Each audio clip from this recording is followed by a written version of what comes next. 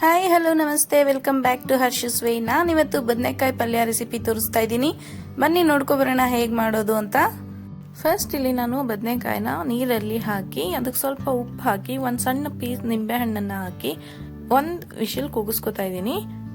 ಇನ್ನು ನಿಂಬೆ ಹಣ್ಣೇನು ಕಪ್ಪ ಹಾಕೊಂಡಿದ್ದೀನಿ ಅಂದರೆ ಈ ಥರ ಬದನೆಕಾಯಿ ಎಲ್ಲ ಬೇಯಿಸ್ಕೊಂಡಾಗ ಕುಕ್ಕರ್ ಒಳಗಿನ ಭಾಗ ಕಪ್ಪಾಗುತ್ತೆ. ಅದನ್ನು ಅವಾಯ್ಡ್ ಮಾಡೋದಕ್ಕೋಸ್ಕರ ನಿಂಬೆ ಹಣ್ಣನ್ನು ಹಾಕೊಂಡಿದ್ದೀನಿ.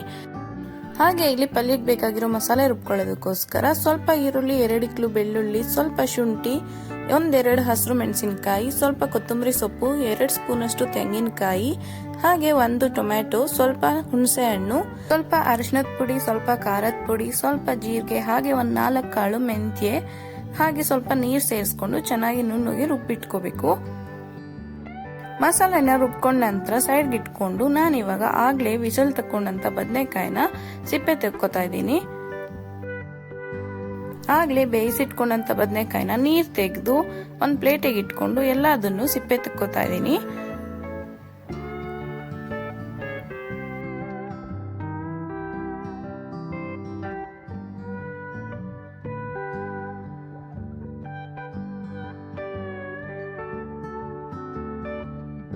ಇವಾಗ ನೀವು ನೋಡ್ತಿರ್ಬೋದು ನಾನು ಯಾವ ರೀತಿ ಸಿಪ್ಪೆ ತಿಕ್ಕೋತಾ ಇದ್ದೀನಿ ಅಂತ. ಈ ರೀತಿ ಎಲ್ಲಾನು ಸಿಪ್ಪೆ ತಿಕ್ಕೊಂಡು ಒಂದ್ಸಲ ಒಳಗಡೆ ಚೆಕ್ ಮಾಡ್ಕೋಬೇಕು ಹುಳ ಇದೆಯಾ ಏನು ಅಂತ.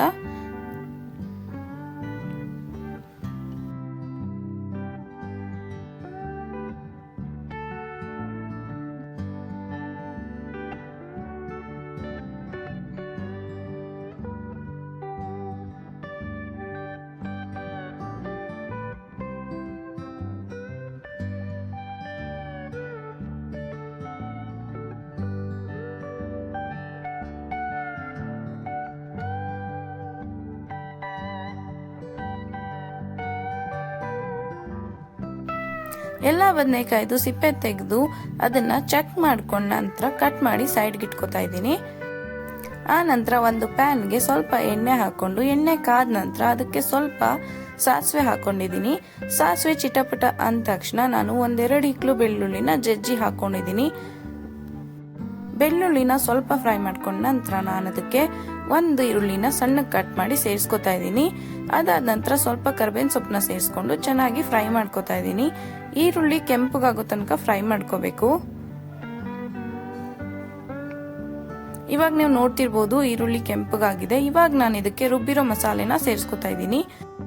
ಮಸಾಲೆನ ಸೇರಿಸ್ಕೊಂಡು ಅದಕ್ಕೆ ಸ್ವಲ್ಪ ಉಪ್ಪನ್ನ ಸೇರಿಸ್ಕೊಂಡು ಚೆನ್ನಾಗಿ ಫ್ರೈ ಮಾಡ್ಕೊತಾ ಇದ್ದೀನಿ.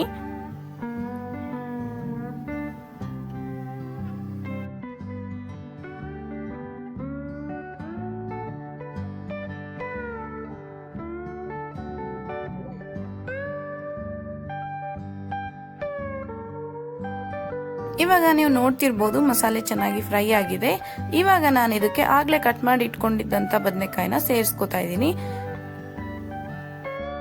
ಬದನೆಕಾಯಿನ ಹಾಕೊಂಡು ಮಿಕ್ಸ್ ಮಾಡ್ಕೊಂಡಾಗ ಇದ್ರ ಕನ್ಸಿಸ್ಟೆನ್ಸಿ ಗಟ್ಟಿ ಇತ್ತು, ಹಾಗಾಗಿ ನಾನು ಸ್ವಲ್ಪ ನೀರ್ ಹಾಕೋತಾ ಇದ್ದೀನಿ. ತುಂಬಾ ನೀರ್ ಹಾಕೊಳ್ತಾ ಇಲ್ಲ, ಸ್ವಲ್ಪ ಅಷ್ಟೇ ನೀರ್ ಸೇರಿಸ್ಕೊತಾ ಇದ್ದೀನಿ. ತುಂಬಾ ನೀರ್ ಹಾಕೊಂಡ್ರೆ ಇದ್ರ ಟೇಸ್ಟ್ ಚೆನ್ನಾಗಿರಲ್ಲ, ಸ್ವಲ್ಪ ಗಟ್ಟಿಗಿದ್ರೇನೆ ಚಂದ.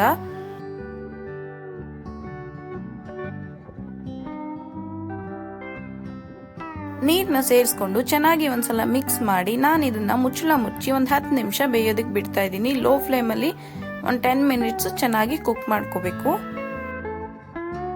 10 ಮಿನಿಟ್ಸ್ ಆದ್ಮೇಲೆ ನಮ್ಮ ಬದನೆಕಾಯಿ ಪಲ್ಯ ಎಷ್ಟು ಚೆನ್ನಾಗಿ ರೆಡಿ ಆಗಿದೆ ಅಂತ ನೀವು ನೋಡ್ತಿರ್ಬೋದು. ನಿಮ್ಗೆ ಈ ರೆಸಿಪಿ ಇಷ್ಟ ಆಗಿದ್ರೆ ದಯವಿಟ್ಟು ಲೈಕ್ ಮಾಡಿ, ಶೇರ್ ಮಾಡಿ, ಹಾಗೆ ಕಮೆಂಟ್ ಮಾಡಿ. ಇನ್ನು ಯಾರು ಸಬ್ಸ್ಕ್ರೈಬ್ ಮಾಡ್ಕೊಳ್ದೆ ನೋಡ್ತಾ ಇದ್ರೆ ದಯವಿಟ್ಟು ಸಬ್ಸ್ಕ್ರೈಬ್ ಮಾಡ್ಕೊಂಡು ನೋಡಿ. Thanks for watching. Bye bye, take care.